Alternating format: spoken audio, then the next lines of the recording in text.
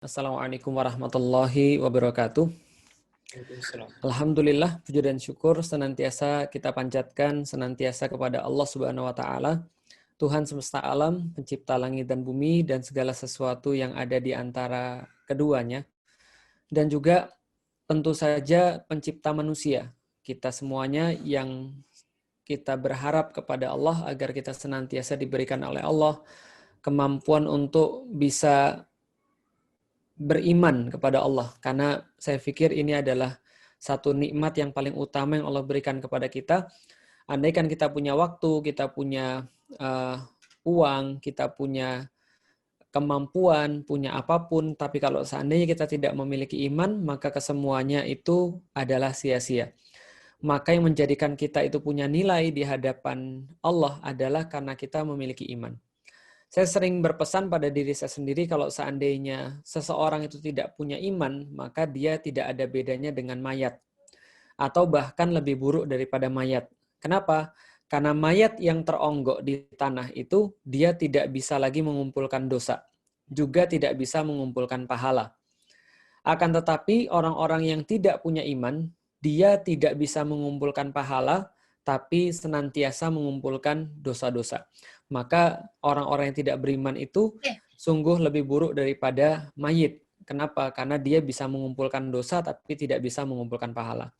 Maka kita berharap pada Allah, mudah-mudahan keimanan yang Allah titipkan di dalam dada kita ini mampu kita jaga, mampu kita pelihara, dan pada saatnya nanti ketika Allah memanggil kita ke hadapannya, maka kita bisa membawa apapun yang kita kumpulkan di dunia ini beserta dengan keimanan kita, dan kita menyampaikan kepada Allah, dan kita mengharap rahmatnya Allah agar kasih sayangnya itu melebihi hisabnya. Kasih sayangnya itu melebihi keadilannya dalam menimbang amal-amal kita.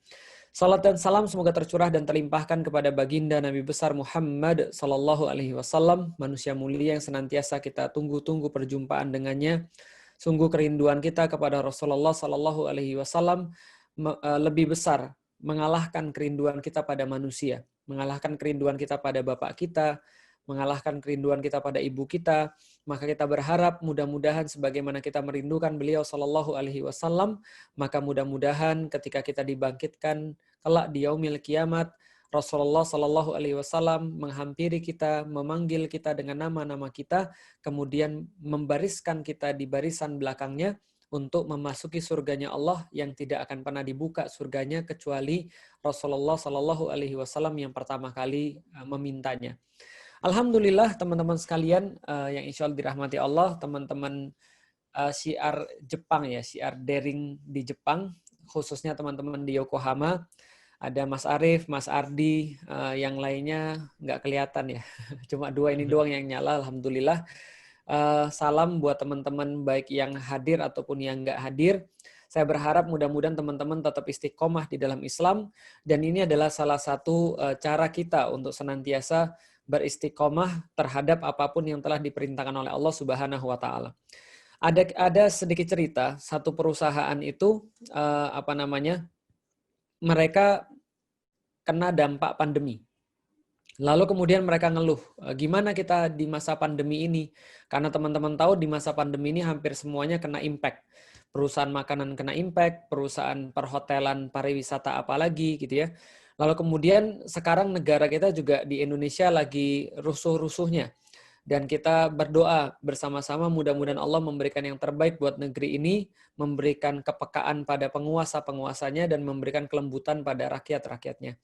Dan tapi ketika mereka ngeluh dalam masa pandemi ini, akhirnya mereka pada takut, nggak mau keluar rumah, nggak mau aktivitas dan segala macamnya. Lalu kemudian saya sampaikan sebagai gini, kita itu kan di dunia ini kan cuma sekedar sekedar numpang lewat untuk ngumpulin bekal, untuk ngumpulin pahala. Saya bilang begini, dalam masa pandemi ini sebenarnya mengingatkan kita, sebenarnya memberikan kita sebuah petunjuk. Kenapa bisa begitu? Karena justru setelah pandemi ini saya lihat banyak manusia yang kembali normal.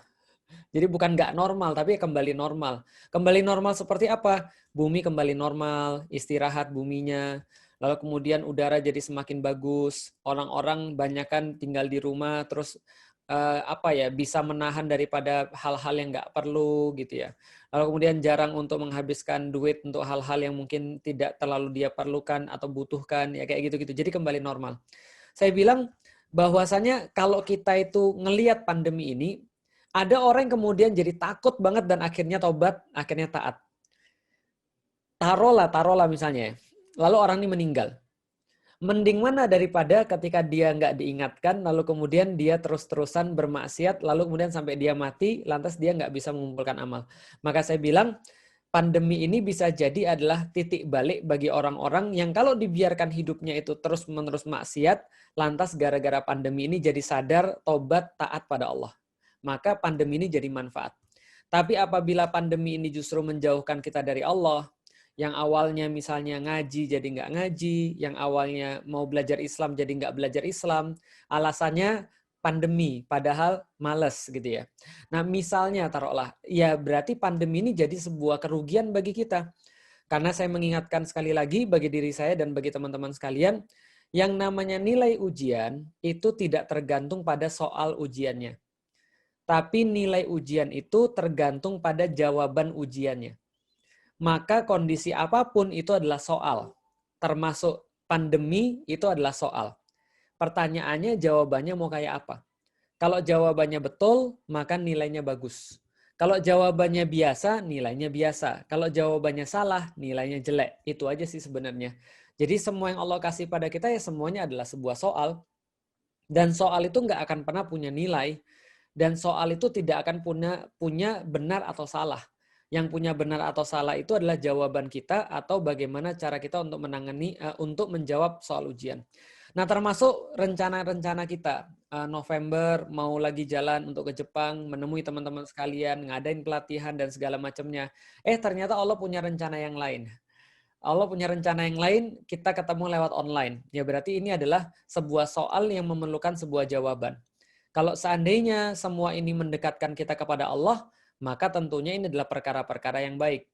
Tapi kalau seandainya sebagus apapun kondisi kita, tapi kalau itu menjauhkan kita daripada Allah Subhanahu wa taala, tentu ini adalah sebuah perkara yang jelek. Jadi itu ada cara gampang untuk melihat satu peristiwa, itu baik atau buruk buat kita. Makanya para ulama itu ketika melihat orang itu disayang atau tidak disayang sama Allah, itu gampang. Mereka bilang begini, kalau Anda lihat seseorang, ketika dia berbuat satu kebaikan atau satu ibadah, lantas ibadah itu diterima oleh Allah, maka Allah akan menghadiahkan dia ketaatan pada amal-amal berikutnya. Gampangnya gini, gimana cara mengetahui sholat asar kita diterima oleh Allah? Mudah. Maghribnya kita sholat lagi. Itu berarti sholat asar kita diterima oleh Allah. Gimana cara kita mengetahui sholat maghrib kita diterima oleh Allah? Isya'nya kita sholat lagi. Gimana cara kita mengetahui sholat isya kita diterima oleh Allah? Subuhnya kita sholat lagi. Jadi itu adalah hadiah daripada Allah untuk orang-orang yang berbuat ibadah. Dan selama kemudian dari sholat isya sampai sholat subuh itu, dia menyibukkan diri dengan kebaikan terus. Akan tetapi sebaliknya, kata ulama. Tahu dari mana Allah itu murka sama kita? Ketika kita melakukan suatu keburukan, lantas Allah persilakan kita untuk melakukan keburukan yang berikutnya. Itu tanda kalau Allah marah sama kita. Jadi Allah melepaskan kita, kamu melakukan keburukan nih, ini hukuman buat kamu. Apa hukumannya? Dia dikasih waktu, dia dikasih kemampuan, dia dikasih kemudian kesempatan untuk berbuat buruk sekali lagi. Artinya kalau kita lihat, kalau mulai kita bermaksiat, itu tanda mungkin ibadah kita nggak diterima. Atau tanda bahwa mungkin kita itu sudah dimurkai oleh Allah Subhanahu wa ta'ala. Maka balik lagi, jawaban itulah yang menentukan kita itu punya nilai atau tidak di hadapan Allah. Atau nilai kita itu ditentukan oleh jawaban kita. Apa hubungannya dengan Hagia Sophia dan kebangkitan Hagia Sophia dan pembebasan kota Konstantinopel? Sederhana, bahwasanya itu juga adalah sebuah soal. Yang menjadi nilai daripada Allah itu terletak pada jawabannya, bagaimana reaksi kita, bagaimana jawaban kita ketika kita melihat Hagia Sophia balik lagi menjadi masjid. Kayak kemarin misalnya. Kemarin ketika bulan kalau nggak salah bulan Juli ya. Bulan Juli Juli atau Agustus saya lupa itu Hagia Sophia kemudian dijadikan kembali menjadi masjid. Nah, maka itu kan soal. Jawabannya seperti apa? Kalau misalnya kita responnya taat, maka itu tanda bahwa kita dapat nilai bagus. Kalau responnya maksiat, itu tanda bahwa kita nilainya buruk. Contoh, kalau ada orang yang mendengarkan Hagia Sophia jadi masjid lagi, reaksi muslim yang normal ya tanpa kemudian ada presiden apa-apa, tanpa adanya referensi apapun, tanpa adanya prasangka apapun, dia pasti akan terucap pertama kali adalah alhamdulillah ya Allah, alhamdulillah balik lagi jadi masjid, ada satu bangunan lagi yang kemudian mengumandangkan azan. Apalagi kalau dia punya referensi yang sederhana aja, bahwasanya itu dulu ada sebuah masjid yang pernah jadi masjid, lalu kemudian lama nggak jadi masjid, lantas kemudian jadi masjid lagi. Dia akan semakin bersyukur. Alhamdulillah ya Allah, semoga kemudian ini jadi tanda-tanda kebaikan. Itu minimal. Kalau orangnya nggak punya referensi. Jadi, kalau misalnya ada orang nggak punya referensi, itu pasti tanggapan pertama kali ketika mendengarkan berita gembira, itu pasti Alhamdulillah. Kecuali kalau dia punya referensi. Gitu ya, contoh. Ustadz, Mas Arief nikah lagi, alhamdulillah, misalnya kayak gitu ya. Misalnya nggak ada referensi apa-apa, taruhlah gitu kan ya. Tapi kan kalau ada referensi, innalillahi wa inna ilaihi rajiun misalnya, itu kalau ada referensi. Tapi kalau nggak ada referensi, orang mendengarkan berita baik, itu pasti alhamdulillah yang keluar.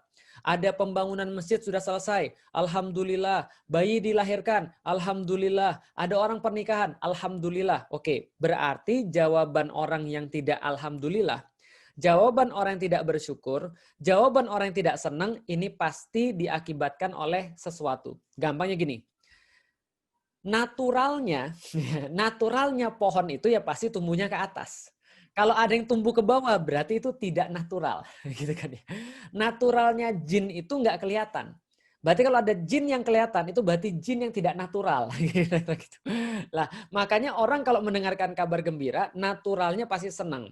Nah, pertanyaannya, apa yang membuat dia jadi tidak senang atau tidak natural, gitu kan ya? Kalau saya lihat-lihat, ada beberapa kemungkinan. Satu, kebanyakan dibully sama orang-orang yang bukan Muslim. Yang ribut itu, ketika di channel saya, ketika saya bahas tentang Hagia Sophia, itu kebanyakan yang bukan Muslim. Dan yang bukan Muslim itu dari kalangan mana? Dari kalangan orang-orang Nasrani, khususnya teman-teman yang beragama Katolik. Dan saya terus terang tidak pernah balas mereka. Kenapa? Karena saya tahu mereka nggak paham. Ketika mereka nggak paham, kita ajak ngobrol juga, ya itu agak susah juga, gitu kan ya. Lah makanya ketika ada orang Nasrani, orang-orang Katolik, kemudian protes, Allah itu artinya penjajahan, ngerebut aja bangga, ngerampok aja bangga, mengambil alih aja bangga, itu namanya ngerampok, tahu nggak? Namanya maling, tahu nggak? Saya diam aja. Kenapa? Nggak apa-apa. Nggak mungkin kita harus jelasin mereka dari awal di komen YouTube gitu kan ya. Kita nggak mungkin jelasin, tahu nggak? Namanya Kristen itu zaman dulu ada dua. Ada Kristen Ortodoks, ada Kristen Katolik. Ada Kristen Ortodoks yang orang-orangnya Yunani, ada Kristen Katolik yang orang-orangnya Latin. Dan mereka nggak pernah akur. Kenapa nggak pernah akur? Karena orang-orang Yunani yang pertama kali beriman pada Yesus. Tapi orang-orang Romawi atau Latin nggak mau. Tapi ketika mereka sudah nggak punya pilihan, akhirnya orang-orang Latin itu beriman pada Yesus juga. Mereka bilang itu adalah mereka gereja Katolik Roma. Lalu kemudian bertentangan dengan gereja Ortodoks Yunani. Maka terjadi dua. Nah, Bizantium itu gereja Ortodoks atau Kristen Ortodoks. Dan Hagia Sophia itu berarti adalah gerejanya Ortodoks. Bukan gereja Roma. Dan kalian tahu nggak sih teman-teman Katolik, kalau seandainya pada tahun 1204 Anda itu pernah mampir dari kota Roma, Pisa ke Konstantinopel, kemudian Anda merampok di sana, membunuh orang-orangnya, dan menjadikan Hagia Sophia menjadi kandang kuda dan kandang babi. Nah, kan kita nggak mungkin bilang begitu. Berarti kita nggak mungkin bilang bahwa teman-teman Katolik dulu punya sejarah hitam dan kelam di situ. Dan ketika Muhammad Al-Fatih membebaskan kota Konstantinopel, malah gereja ini ditaruh sebagaimana mestinya, yaitu sebagai tempat ibadah. Yaitu menjadi masjid kan gitu kan ya. Dimuliakan, dibersihkan daripada kotoran-kotoran hewan, kemudian dimengkilatkan, kemudian keramik-keramiknya dilapin semuanya dan dijadikan sebagai tempat paling suci, yaitu adalah tempat untuk menyembah Allah Subhanahu wa taala. Kita nggak kemudian bisa menjelaskan ini, dan kita perlu untuk memang memahami saudara-saudara kita di Katolik.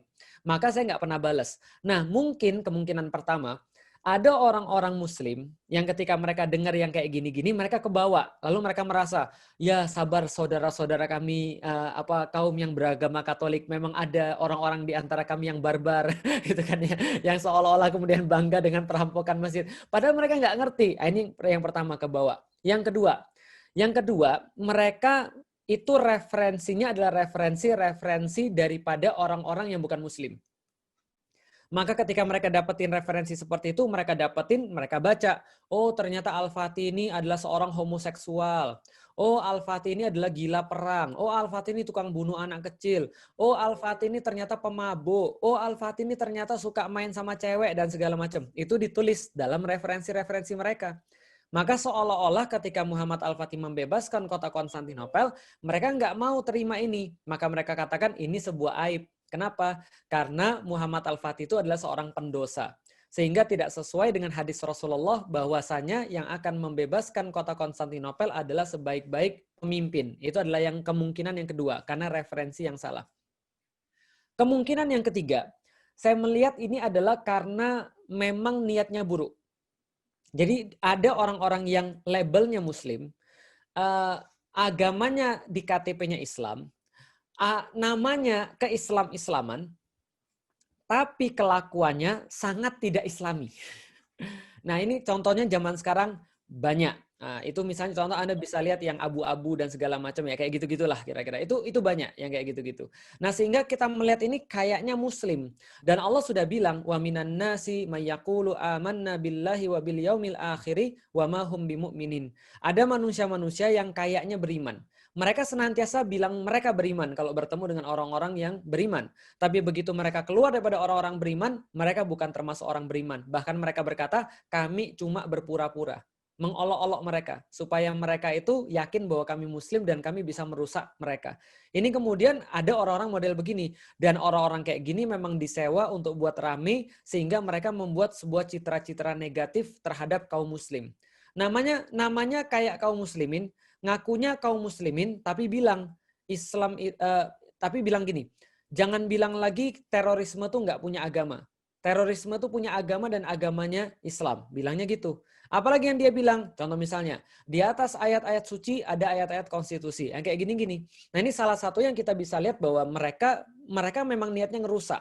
Dan memang niatnya buruk. Kalau yang pertama dan yang kedua tadi niatnya nggak buruk. Cuma mereka kebawa referensi yang salah. Tapi yang ketiga ini niatnya buruk. Yang keempat ada lagi orang-orang yang memang mohon maaf, jadi gini ya, ini mohon maaf ini bukan menuduh tapi cuma introspeksi saja.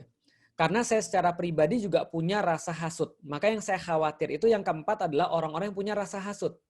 Orang-orang yang punya rasa iri dan dengki.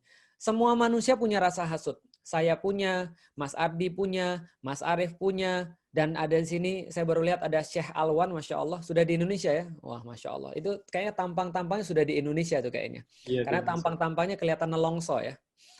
Alhamdulillah. Nah jadi ini adalah kemudian kita semua punya rasa hasad gitu loh maksudnya. Tanpa terkecuali semua punya rasa hasad. Cuman bedanya adalah bagaimana cara kita untuk mengatasi rasa hasad itu.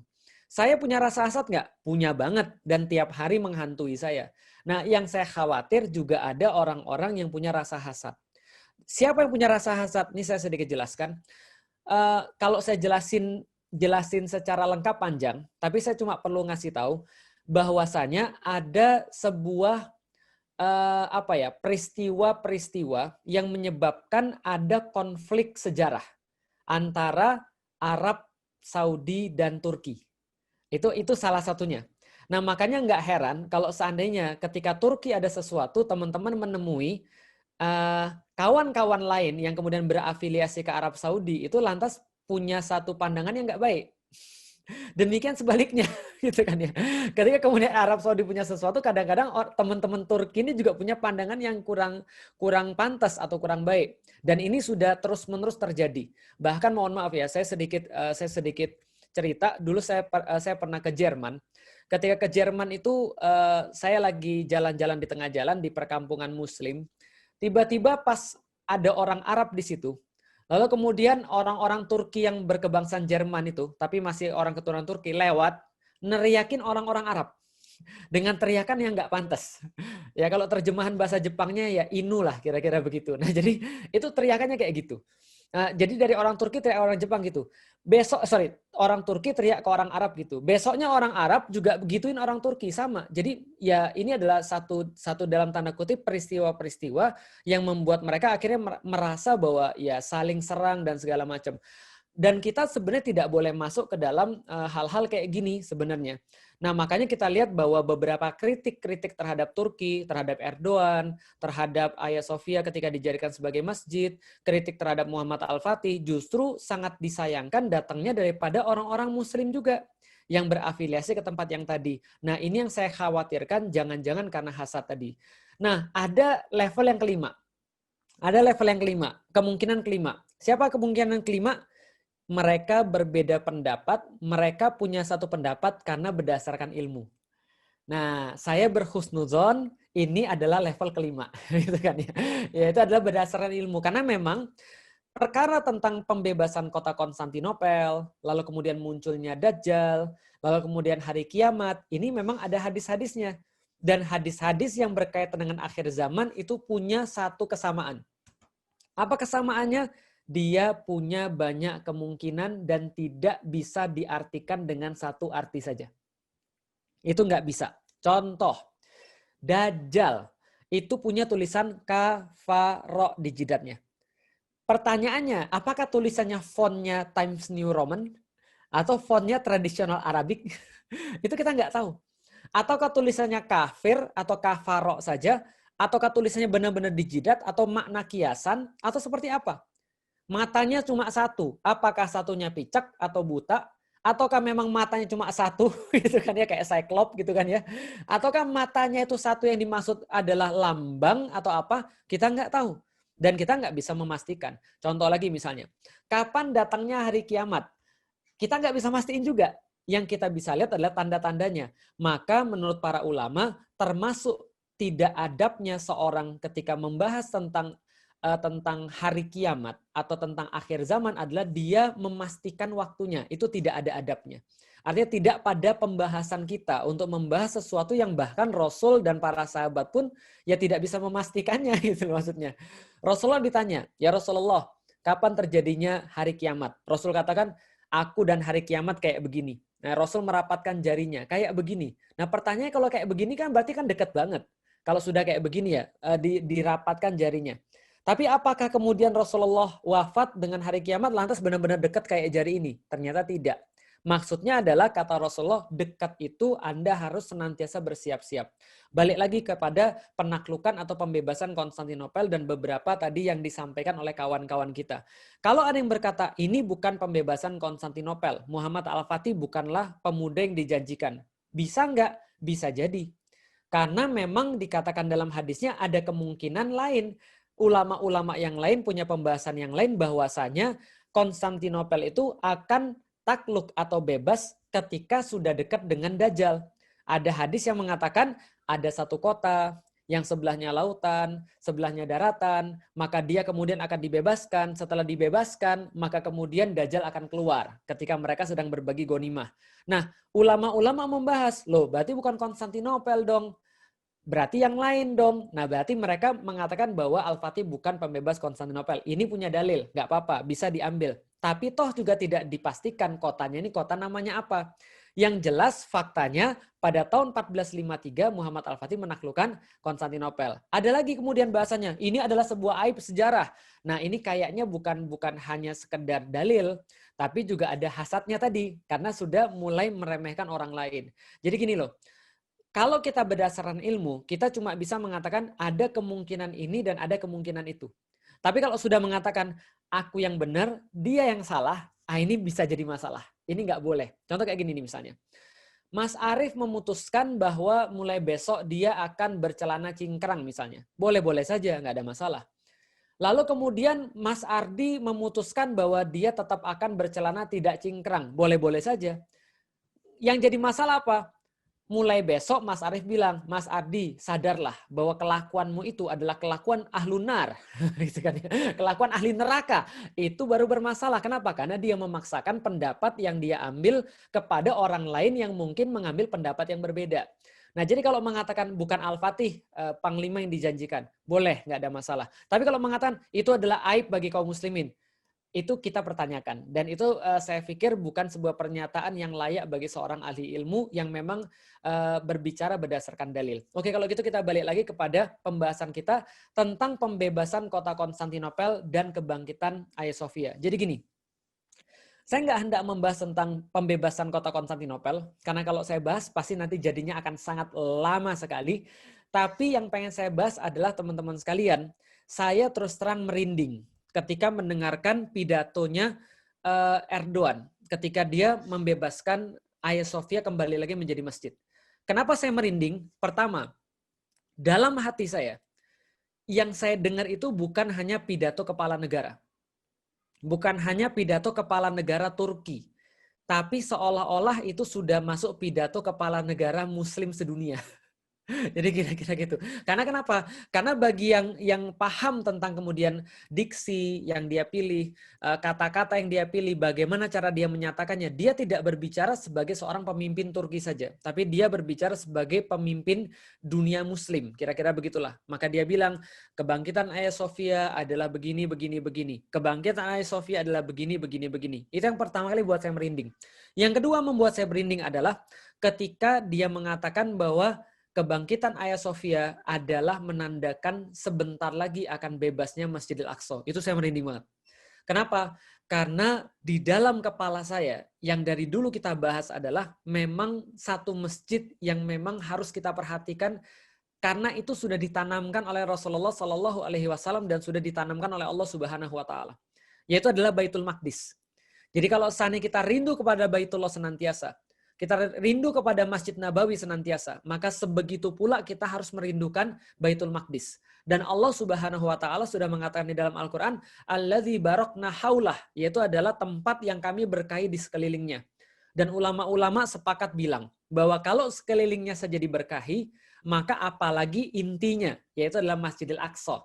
Maka orang-orang berpendapat, ulama-ulama berpendapat bahwasanya tempat paling barokah di muka bumi atau source of all barokah itu dikatakan Masjidil Aqsa. Dan kalau Masjidil Aqsa ini dikuasai oleh kekuatan yang bukan Islam, terganggulah barokahnya sehingga dunia semuanya nggak akan ada yang stabil selama source of barokahnya ini nggak stabil. Jadi bisa kita paham ya. Kalau seandainya source of barokahnya nggak stabil, maka dunia juga nggak akan stabil. Maka coba cek di dunia. Dunia itu cuma stabil ketika Baitul Maqdis itu diurus oleh kaum muslimin. Baru dunia itu kemudian jadi aman. Baru dunia itu jadi damai. Tapi kalau selama mereka diurus bukan oleh orang muslim, maka pasti terjadi pertumpahan darah di seluruh dunia. Dunia nggak akan pernah aman. Kenapa? Karena source of barokahnya terganggu. Sumber barokahnya terganggu. Itu yang buat saya merinding. Maka kemudian ketika dia sudah mengucapkan khotbahnya, saya bilang sama istri saya begini, "Dek, saya rasa ini kayaknya dia bentar lagi mati dibunuh orang." Saya bilang gitu. Lah kenapa? Karena itu pernyataan yang bukan main-main. Dan saya tahu setiap kali saya pergi ke Turki, mampir ke Istanbul, lalu kemudian masuk ke Hagia Sophia, saya selalu berharap ini kapan ada pemberani-pemberani yang mereka nggak bisa dibeli oleh apapun yang untuk mengembalikan ini balik lagi menjadi masjid. Ternyata yang mengembalikan adalah Erdogan. Maka Erdogan seolah-olah memberitahu pada seluruh dunia, lihat nih, di dunia ini masih ada laki-laki. Masih ada orang yang jantan. Yang nggak bisa dibeli oleh duit, yang nggak bisa dibeli oleh harta, nggak bisa dibeli oleh jabatan, nggak bisa dibeli oleh apapun. Bahwa masih ada laki-laki. Lalu seolah-olah mengatakan, mana laki-laki yang lain di seluruh dunia? Di dunia muslim masih ada laki-laki nggak sih? Saya seolah-olah kemudian kayak dibilang kayak begitu. Maka ketika saya melihat Hagia Sophia ini bangkit lagi, ini bagi saya sebuah bisyarah. Kenapa? Sesuatu yang tidak mungkin terjadi seolah-olah itu menjadi sangat mungkin dan bahkan menjadi nyata di depan mata saya. Maka saya bilang, bentar lagi bisa jadi Baitul Maqdis akan diberikan pembebasan oleh Allah Subhanahu wa taala. Kenapa? Karena ini bukan hanya pembebasan Hagia Sophia, tapi ini adalah pemantik inspirasi bagi setiap muslim di dunia. Maka ketika bertemu dengan Dubes Turki, saya bilang sama Dubesnya, salam buat Pak Erdogan, dan sampaikan kepada dia apa yang dia lakukan selama ini itu memberikan kami inspirasi bahwa kaum muslim itu masih punya harga diri. Coba lihat bagaimana kemudian ketika Perancis ngancem, ketika kemudian Yunani ngancem dan dibalasnya dengan sangat penuh dengan harga diri. Maka ini kemudian menggambarkan kepada kita, oh gini ya ceritanya nenek moyang kita dulu ya. Oh gini ya ceritanya orang-orang zaman dulu yang memang mereka tuh sangat punya kekuatan, yang mereka punya harga diri. Nggak kayak kita, diomongin dikit mingkem gitu kan. Gitu. Nah jadi ini adalah kemudian bagi saya kebangkitan Hagia Sophia. Dan pembebasan kota Konstantinopel dan kebangkitan Hagia Sophia mempunyai nilai yang sama bagi saya. Yaitu apa? Nilai bahwa Allah itu sangat mudah sekali dalam melakukan sesuatu. Maka coba kita lihat. Allah itu ketika menggambarkan sesuatu yang tidak mungkin, di dalam Al-Quran, Allah selalu tutup dengan kata-kata wa kanallahu ala kulli syai'in qadirah. Dan adalah Allah maha menentukan atas segala sesuatu. Allah tutup dengan ayat itu ketika Allah menggambarkan tentang perang Khandaq. Perang Khandaq itu perang yang mustahil bisa dimenangkan oleh kaum muslimin. Dengan hitungan manusia nggak mungkin. Allah tutup dengan kata-kata wa kanallahu ala kulli syai'in qadirah. Apalagi Allah menutup dengan ayat ini ketika Allah menjanjikan pembebasan seluruh dunia. Surat Al-Fath ayat 21. Wa ukhra lam taqdiru 'alaiha qad ahatallahu biha wa kanallahu ala kulli syai'in qadirah. Bahwasanya Allah akan menjanjikan kepada kalian apapun yang kalian belum bisa lihat, tapi Allah sudah memberikan kalian semuanya janji itu dan pasti akan kalian diberikan untuk membebaskan semuanya. Walaupun bukan sekarang kata Allah. Dan adalah Allah maha kuasa, maha menentukan atas segala sesuatu. Nilainya sama. Pembebasan Konstantinopel kita tahu. Kapan pembebasan Konstantinopel itu kemudian disampaikan oleh Rasulullah? Ketika perang Khandaq. Perang Khandaq kita tahu salah satu perang yang paling atau kalau tidak bisa dikatakan paling sulit dalam sejarah Islam. Ketika itu kaum muslimin harus gali parit 7,5 kilometer, dalamnya harus 3 meter, lebarnya harus 5 meter, dan mereka kerja keras. 6 hari lagi pasukan musuh datang, mereka pasukannya cuma 3.000 orang, sementara pasukan musuh ada 10.000 orang. Dan mereka stres bukan kepalang. Dan ketika itulah mereka gali parit, dan ketika gali parit mereka dapat satu bongkahan batu besar banget, yang nggak bisa mereka hancurkan. Kan kalau gali parit di Arab kan bukan kayak di Indonesia, bukan kayak di Jepang. Kalau di Jepang, di Indonesia pakainya sekop. Tapi kalau di sana pakainya kan lembing. Dipecahin dulu batunya, baru diangkat satu persatu. Nah itu ada batu satu terlalu besar, nggak bisa untuk dipecahkan oleh kaum muslimin. Nah maka kaum muslimin manggil Rasulullah. Ya Rasulullah, ini ada satu batu besar nggak bisa dipecahkan. Hadis Rasulullah kemudian minta lembingnya, kemudian ngeludahin batu tadi. Setelah diludahin batu tadi, dipukulkan lembingnya, kemudian ada satu kilatan dan kemudian Rasulullah berteriak Allahu Akbar. Lalu kemudian lembingnya diayunkan kedua kali, ada kilatan lagi Allahu Akbar. Lalu kemudian lembingnya diayunkan ketiga kali, batu itu pecah berantakan bersama dengan kilatan yang ketiga, lalu Rasul mengucapkan Allahu Akbar. Maka para sahabat nanya, ya Rasulullah, kami kok tadi kalau nggak salah ngeliat tadi kayak ada kilatan-kilatan gitu ya Rasulullah. Itu apa artinya ya Rasulullah? Rasul katakan, kalian ngeliat juga? Iya ya Rasulullah. Rasul katakan, dengan kilatan yang pertama, Allah akan memberikan kepadaku penguasaan terhadap Persia dan istana-istana putihnya. Dengan kilatan yang kedua, maka Allah memperlihatkan kepadaku Roma dan istana-istana merahnya. Atau Romawi dengan istana-istana merahnya. Yang ketiga, Yaman dan kemudian sekitarnya akan dibebaskan untukku juga. Maka itu adalah janji Rasulullah SAW. Di situ para sahabat bertakbir. Di situ para sahabat kemudian langsung ngegosip kalau dalam bahasa sekarang. Langsung ngeriung ngegosip. Kira-kira yang mana dulu ya? Persia dulu, Romawi dulu, atau yang mana dulu ya? Yang mana yang akan ditaklukkan? Maka mereka nanya pada Rasulullah. Ya Rasulullah, kota mana dulu yang akan kita bebaskan? Di Romawi. Konstantinia, Aurumia. Apakah kota Konstantinopel yang bosnya adalah Heraklius? Atau Romawi yang bosnya adalah Kaisar? Kira-kira begitu. Yang mana duluan ya Rasulullah? Maka Rasulullah SAW menjawab, Madinatu Hiraqla tuftahu awalan. Maka kotanya Heraklius akan dibebaskan oleh kalian duluan. Dan Anda baca di dalam sirah. Orang-orang Yahudi ketawa terbahak-bahak ketika Rasulullah berkata, Madinatu Hiraqla tuftahu awalan. Gila, stres, ngayal, nggak mungkin. Alah, ngebacot aja. Kira-kira gitulah. Semuanya bilang kayak gitu. Tapi Rasulullah kemudian tetap meyakini dan para sahabat kemudian meyakininya. Dan ini adalah sesuatu yang tidak mungkin. Dan teman-teman tahu, di antara seluruh hinaan-hinaan yang dialamatkan pada Rasulullah SAW oleh orang-orang kafir Quraisy, ada satu hinaan yang Allah abadikan dan Allah langsung tegur di dalam Al-Quran bahwa Rasul tidak begitu. Apa hinaannya? Al-Majnun. Al-Majnun artinya adalah orang gila. Kenapa? Karena Rasulullah Shallallahu Alaihi Wasallam senantiasa menyampaikan segala sesuatu yang kayak nggak masuk akal, yang kayak mustahil, yang kayak nggak mungkin. Tapi akhirnya kemudian para sahabat meyakini dan para sahabat kemudian mendapatkan efeknya setelah beberapa tahun kemudian. Gitu kan ya. Nah maka Hagia Sophia ketika awalnya kemudian Muhammad Al-Fatih, Rasulullah mengucapkan itu tahun 627 Masehi kira-kira. Ketika perang Khandaq. Takluknya Konstantinopel 825 tahun kemudian. Atau sekitar 1453. Maka berapa lama pembuktian itu? 825 tahun. Berapa lama para sahabat menanti itu? 825 tahun. Anda bisa bayangin dari dibully orang, lalu kemudian dikatakan nggak mungkin, dikatakan stres, dikatakan ngayal, dikatakan ngebacot dan segala macamnya. Tiba-tiba setelah 825 tahun, ya nggak tiba-tiba juga ya, 825 tahun kemudian orang ngelihat, ternyata benar ya, ternyata serius ya. Apa yang pengen saya sampaikan? Oke, yang pengen saya sampaikan. Setelah saya kemudian menyampaikan materi tentang Muhammad Al-Fatih, biasanya saya tanya, kapan kota Konstantinopel takluk? Jawabannya biasanya 1453. Saya bilang salah, bukan 1453. Tapi Konstantinopel takluk itu adalah ketika Rasulullah mengucapkan la tuftahannal Konstantiniyah fala ni'mal amiru amiruha wala ni'mal jaishu zalikal jaish.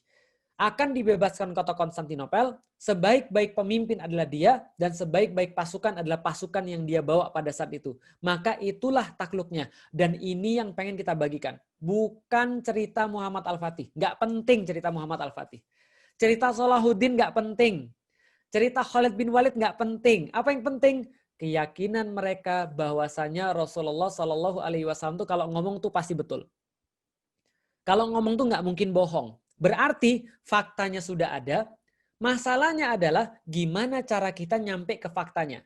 Kalau dalam teori motivasi zaman sekarang, kita yang sekarang sudah ada, tujuannya sudah ada, yang harus dipikirin how to, bagaimana cara masuk ke sananya. Itulah kenapa pentingnya kita bahas tentang Muhammad Al-Fatih. Itulah kenapa saya nulis tentang Muhammad Al-Fatih. Kenapa? Supaya orang tua tuh tahu bahwa tujuan mereka itu bukan cuma buat anak supaya bisa ngedance TikTok. Gitu loh maksudnya. Bukan cuma buat anak supaya bisa anak mereka jadi juara kelas. Bukan hanya buat anak supaya anak mereka tuh bisa kemudian untuk dapat kerja dengan gaji 2 digit. Bukan hanya buat anak supaya anak mereka bisa punya rumah yang lebih bagus daripada mereka lalu keluar negeri. Bukan. Tapi ada tugas yang lebih besar daripada semua itu. Apa tugasnya?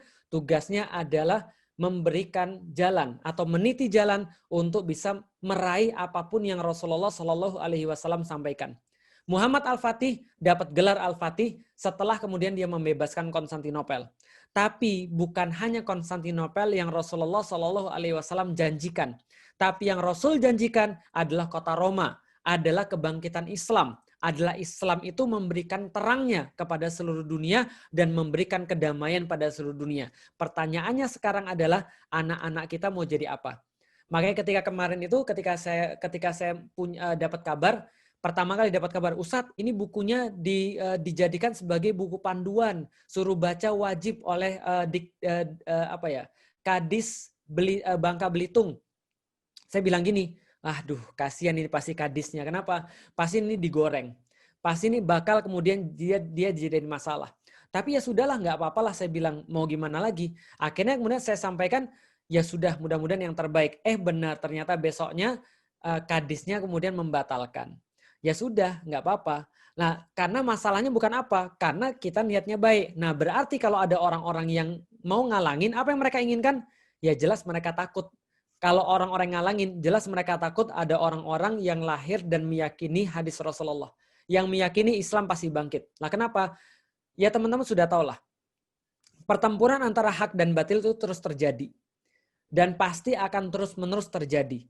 Dan kalau ada orang yang nggak suka ketika orang semakin Islami, ya kita sudah tahu. Yang nggak suka pasti orang-orang yang merasa terancam ketika Islam itu kemudian bisa mewujud. Nah, itulah yang kemudian mereka inginkan dan itu yang mereka pengen supaya anak-anak mereka itu tidak terpapar dalam tanda kutip dalam bahasan mereka dengan bahasan-bahasan yang Islami. Nah, sedangkan kita justru sebaliknya. Kita pengen agar anak-anak kita Islami walaupun ada di luar negeri, ada walaupun tidak di Indonesia. Ada orang-orang yang bilang pada saya gini, Ustadz, anak-anak kita kan besarnya di Jepang.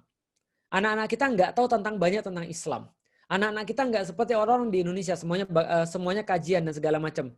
Saya bilang gini, teman-teman sekalian, teguhkan perasaan kita dan jangan sama sekali kita sampai mikir bahwa kitalah yang membentuk anak kita atau lingkunganlah yang membentuk anak kita. Tidak.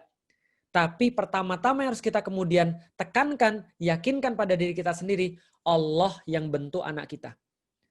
Cuman melalui kita, maksudnya gitu. Tapi Allah yang megang anak-anak kita. Maka nggak jamin orang di Indonesia lantas jadi bela Islam. Belum tentu. Lihat aja di Indonesia, banyak muslim tapi ternyata ya gitulah. Tapi ternyata di Jepang justru teman-teman yang mau belajar. Malah teman-teman yang di Jepang malah kemudian nyambut mau belajar tentang Muhammad Al-Fatih. Kan lucu, kan gitu kan ya. Lah berarti itulah konsep barokah. Allah tuh ngasih barokah pada siapapun yang dia sukai, yang dia kehendaki. Artinya belum tentu lahir di Jepang, lantas kemudian jauh daripada Islam. Belum tentu lahir di Indonesia, lantas mereka lebih paham dengan Islam. Bisa jadi mereka di Indonesia lebih banyak ketemu dengan para asatis. Lebih banyak ketemu dengan para ustadz. Tapi ingat, setan-setan juga banyak di Indonesia. Kemampuannya untuk ketemu setan-setan juga banyak. Gitu kan ya. Nah di Jepang, sedikit ketemu asatis, tapi setan-setannya juga sedikit di sana. Gitu kan. Kenapa? Karena jin semua. Oh enggak gitu kan ya. Jadi ya karena insya Allah ya kita kalau di Jepang mungkin orang-orang lebih banyak di rumah. Saya lihat ibu-ibu lebih banyak kemudian di rumah ketika yang nemenin suaminya sehingga mungkin waktu-waktunya lebih banyak untuk anak-anak mereka. Nah, tinggal bagaimana disiasati cara mereka ketika di Jepang tetap punya kajian, tetap terpapar pada hal-hal yang baik, tetap belajar pada hal-hal yang baik. Nah, itu sedikit awal daripada diskusi kita tentang Hagia Sophia dan tentang kemudian kebangkitan Islam, tentang kebangkitan Hagia Sophia dan juga tentang pembebasan kota Konstantinopel. Silahkan kalau ada yang pengen didiskusikan karena sudah hampir 60 menit saya ngoceh gitu kan ya. Semoga ada manfaatnya. Yang jelas apa kesimpulannya? Kesimpulannya adalah kebangkitan Hagia Sophia bagi saya itu cuma sekedar tanda-tanda kecil yang Allah berikan kepada kita semuanya sebelum tanda-tanda besar yang Allah berikan nantinya. Seperti ketika pembebasan Futu Makkah, maka tanda kecilnya adalah perjanjian Hudaybiyah, maka insya Allah pembebasan Hagia Sophia kembali menjadi masjid adalah tanda-tanda kecil sebelum tanda-tanda besar yang akan kita songsong. Wallahu a'lam bishawab. Silahkan Mas Arief.